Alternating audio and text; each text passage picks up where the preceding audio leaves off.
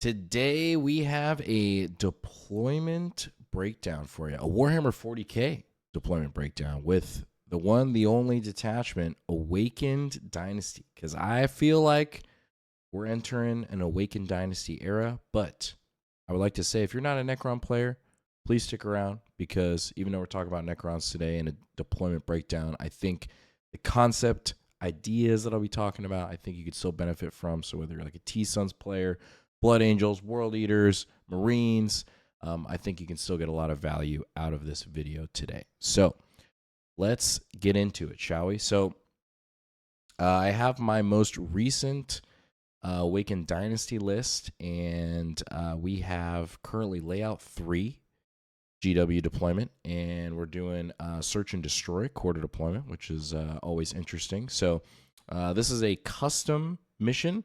And kind of a weird one in some ways because yes, this is more or less our natural expansion area up here, but you do have this really nice U staging wall right here that you could potentially make this your natural expansion if you wanted to, because you have a nice staging wall here and make the game a little more interesting. So I'm just going to go through today as far as like my methodologies as far as deploying and how I would deploy on this layout. So first things first, usually I always start off with my home field or anchor piece because we want to give our opponent the least amount of information up front, and then we're leaving our key pieces till later in the deployment. So if you've watched some of my previous deployment breakdown videos or my recent Awakened Dynasty breakdown, you'll know that I really do like the Hexmark Destroyer as our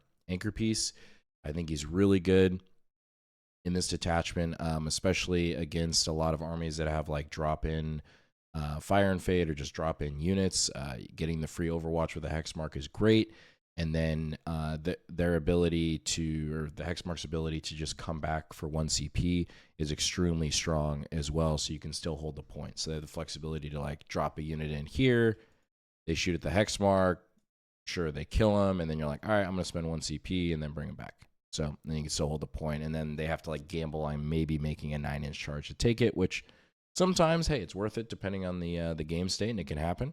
But most of the time, it's probably going to deter your opponent away from doing some sort of maneuver like that. So Hexmark is going to go there. Next, I would probably start deploying some of my like just chaff pieces, if you will. So we are going to put a Locust Destroyer right here. And in this current list, we have 3 solo Locust Destroyers. And the idea here is I would always ask my opponent, like, hey, you know, do you have anything that can move far enough up that can get this line turn 1? Okay, most opponents, or all opponents, should be courteous enough to be like, hey, yeah, I don't have any way to, like, you know, advance and shoot or advance and charge to interact with this firing lane down here. And so if they say yes, then you're good to go. Then you have a nice wall to kind of stay just behind.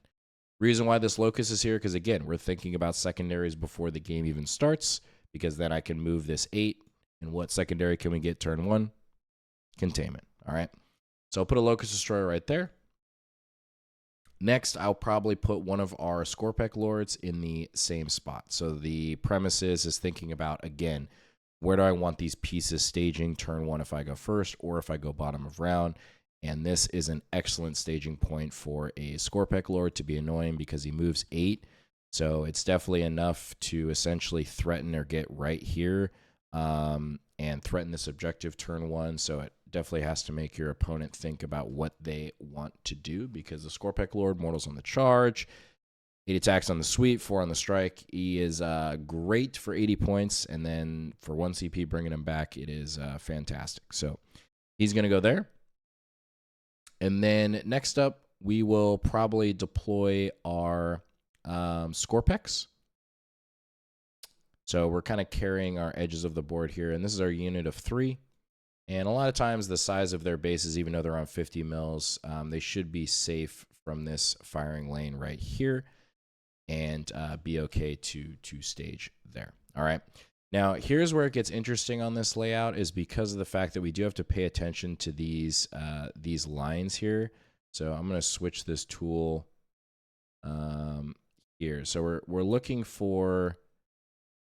at these firing lanes more or less right here, or potentially if your opponent, if they swing over, you kind of have like a line right here. Okay, so essentially we just have a pocket that looks like this for our deployment. Now, one thing I would say to get in a good habit of, if you have like extra sticks on hand or like 9-inch tools, 6-inch tools, is using those and just trying to be transparent with your opponent up front and just lay him down. Like, hey, like I'm trying to make sure that I stay in this safe box, and just make sure your opponent agrees on that. And you're like, okay, cool. Like we got a safe box for turn 1. And we're good to go. No, doesn't take really any time at all, and transparency is always great. So knowing that, we know that we probably can't fit everything that we want here as far as like our race, our warriors, all of that would be a great staging point, but because it is condensed down, we know we're not going to have enough room. So because of that, we have to kind of change things up a little bit here. So the next thing that we'll probably deploy down is thinking about where we know our Wraith Brick is going to go, which is probably going to be right here, because we want to get on this natural expansion turn 1 with our race. And then again, we're thinking also about the triangle, right? So where can I put my Catacomb Command Barge? Where can I put my Reanimators, where I know I'm going to be able to get the max benefit from those assets? And that is going to definitely be in the center. Okay, so let me bring back our line here. Perfect. Okay, so next I would probably deploy one of our Reanimators, and we are just going to tuck it right back here. Now, this is also going to change depending on the matchup, because if you do have a matchup that's like a melee aggro, let's just prepare for worst case scenario, so it's better information for you guys. Or personally, what I would do is I would basically create like a Wraith bubble around like our key assets here. Because at the end of the day, I don't care about them swinging over something and just like, if they want to push this far forward and try to go after the race, like be my guest, like they're going to get one key resource into it, and that's going to be that's usually going to be it. So we'll put the race would stage up there with the Reanimator, kind of creating a bubble. And then we are going to put our second Reanimator. Let me grab it here. And we are going to put that right here-ish. I would want it tucked away like as close as possible here, and then again kind of creating this wraith wall, if you will, around these to protect these resources. And then we are going to put down our warriors, which are going to go back here. Okay, now the thought process on this is that we're basically going to do a switcheroo here. So we know the warriors, because they move 11 inches because they have the Overlord in there, are going to essentially stage up here turn 1. Because let's say like on this mission, we don't need to threaten the center objective turn 1. Maybe it's just like, like Scorched Earth or something. And we can just get the race on the objective. So race with the Overlord and Oricon are all going to be staged up here. And then next up, we'll deploy our Locust Lord with the Veil. So it allows them to go up and down once per game. So we'll put them right there because essentially we want to threaten the firing lines, right? So we give the option to, so it's a little sloppy on my part because, again, you do have to watch this lane right here. Okay, so just making sure you're tucked away enough. So it's probably here. So you probably want them staged like probably right there. So you cover this firing lane here because that's protected, but it gives you the option. So this is a good thing to point out. Like if they do want to swing over and attack the race, then these things are going to swing over, cover this firing line, and then shoot back there that turn. And opponent's probably not going to do that. So in return, it keeps that asset relatively safe. Okay. So coming up next here, we're going to deploy another Scorpec Lord. And this is the one with the 4-up Feel No Pain. And then we are going to put the Catacomb Command Barge in a safe place. And I apologize. I definitely know there's enough room to put all this stuff here. But it would essentially look like some sort of Wraith wall right here. And then the Crypto Thralls, all that sort of stuff is right here. Again, we're keeping all of this safe to make sure. Basically, the biggest thing is you don't want the Reanimators to get tagged turn 1, and you don't want the Catacomb Command Barge to get tagged, because those are like the key resources to make this list like function and work. And we have our Technomancer. Obviously, all that is over here. And then last but not least, we have Mr. Xeris himself. All right.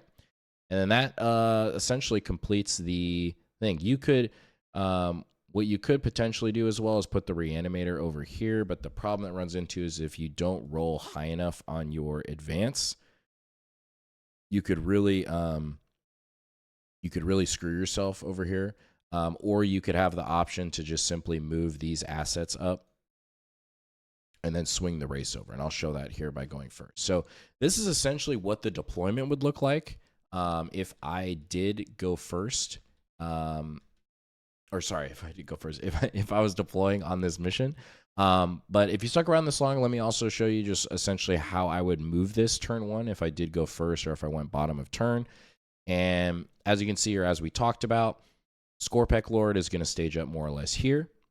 Illuminor Xeris is probably going to shift up here and take care of our, if we get like Area Denial or something in the center first turn. And there's a really good synergy with the Scorpec Lord with the 4-up Feel No Pain, because essentially they can double benefit, right? So the Scorpec Lord is giving the 4-up Feel No Pain. Sorry, not the 4-up Feel No Pain, the Lone Op to Illuminor Xeris, and they both have 4-up Feel No Pains. And the reality is, like, your opponent might be able to kill 1 resource, but they're not going to be able to kill 2. And if they commit to Xeris, you're going to spend a CP, bring him back, and then you could potentially double charge with this and race or something else the next turn, right? So it's a pretty nice little combo there. And then, like we talked about, the race would stage up here with all of our stuff. We want to keep our Techno behind the wall because we do want to prevent any sort of like precision threats. That's very important, and being careful of that, even because we have the 1 CP to res a character. Don't rely on that. Don't get relaxed in terms of that. Like, it's better not to spend the CP for it. So just position correctly with the Techno and just hide him behind a wall. If you have the luxury to, you might as well. And then these resources are just going to stage up. Okay. So we have the Scorpex here. Depending on the opponent, this is also kind of a good thing to talk about, is in this list, there is a little bit of an exposure of keeping this gap open here where there is the reality, depending on if I go first or second. If I go bottom of 1, and depending on the matchup, they have something that's pretty strong that they could drop there, I might keep these Scorpex back because they're going to get tagged. If that's not the case, and let's say I went first in the game and then going into the second turn, I could just drop like a Locust Destroyer down here and, you know, screen this out, right? Or just get wholly within the edge, and I will gladly take that for 35 points. That's the whole reason why they're in this list, is to kind of solve that screening problem. So, and then these resources just shift up here, right? So they're just going to tuck up against the wall. And then as we talked about, these warriors are moving 11. So you're getting all of this staged up here, right? So they just basically flip spots, and then you could move the hex mark out here to cover like an Overwatch threat here, 18 inches. So he has like a nice box here he can Overwatch in, which is pretty cool. And then this just stages up here to screen. And as you can see, like, depending on if you go first or second, if I went first and I deployed this here, you have a perfect diagonal screening line here. Okay. So that's essentially what this Awakened Dynasty deployment breakdown would look like, at least on Search and Destroy layout 3, but you can kind of get a rough idea of what you might be able to do with some of the other layouts. Very excited to get more reps with this list, as I feel like with Necrons, we're kind of entering this control list type era. So yeah, if you stuck around this long, seriously, appreciate you watching, and I'm going to link 2 videos up top, and we'll catch you in the next one.